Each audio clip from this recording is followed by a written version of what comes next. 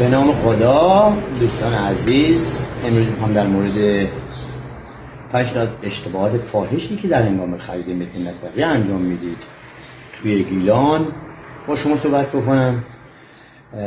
عناوین برای شما نوشتم، یکی اگه توضیحاتی بیشتر لازم بود میتونید تماس بگیرید با بنده بهتون توضیحات کامل بدم. 5 تا اشتباه بزرگ و فاحشی که انجام میدید. اول اینه که شما وقتی اقدام به خرید ملک میکنید، ملکی رو میخرید که دارید 50% کمتر از ارزش واقعی منطقه میخرید.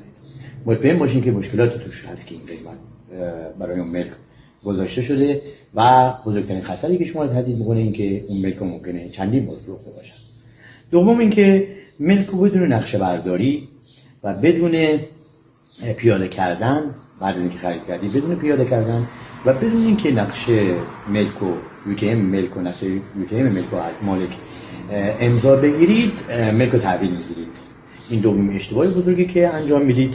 سوم اشتباه اینه که شما نمیرید و با یک کارشناس خبره مشورت نمی کنید و کاربری ملک رو داخل کد خود روستا بررسی نمی کنید و نقاطی رو که در نقشه UTM به شما دادن توی گوگل ارث هم پیاده نمی کنید، چون ما دیدیم ملکایی رو به مشتری خوبمون که معمولا تهرانی یا اصفهانی یا اصلا اینجایی نیستن میفروشن که نقطه هاشون و نقطه UTMشون جابجا شده و حتی پروانه که اون ملک اعلام میکنن دارن مربوط به اون زمین و اون موقعیت مکانی نیستش.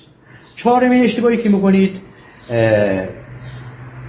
ملک خودتون که بعد از اینکه خرید UTMش امضا گرفتین به وسیله بلوک یا تیرهای بلوک بتونی و مهات نمی کنید و این باعث میشه که ملک تا حدودی بدون حدود باشه یا حتی شناخته نشده باشه که صاحب داره. معمولا ملک های اینجا که حدود دارن دور دیوار کردن یا به وسیله تیر بتونی مهاتش کردن، صاحب ملک یعنی یک مالک براشون وجود داره و خریدار خیلی دقت میکنه، خریدار جدید خیلی دقت در خرید ملک میکنه.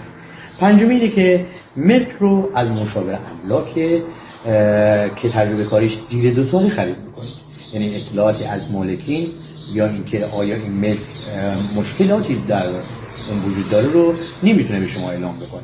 معمولا مشاور املاکی که بالای 10 سال سابقه دارن ملک هایی که حتی چندین بار فروخته شده هم رو به دقت میدونن و روی اون املاک کار انجام نمیدن. آرزوی موفقیت میکنم برای شما.